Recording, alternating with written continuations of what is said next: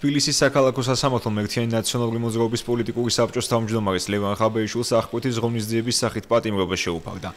გადაწყვეტილება მოსამართლე ფიქრია სიქტურაშვილმა მიიღო.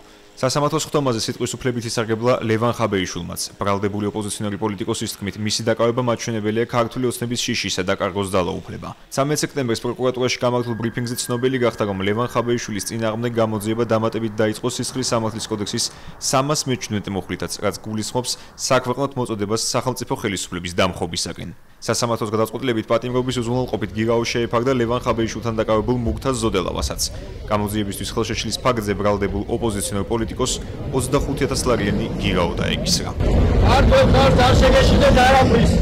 შეშინებული ხელისუფლებაა. სასამართლო პროცესის შემდეგ ერთიანი ნაციონალური მოძრაობის ლიდერები რუსთავის მე-12 პენიტენციურ დაწესებულებაში გადაიყვანეს.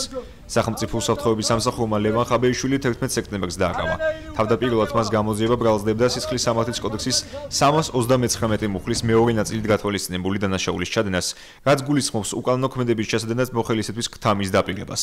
ბრალის დამტკიცების შემთხვევაში ეს მუხლი ითვალისწინებს 4-დან 7 წლამდე პატიმრობას.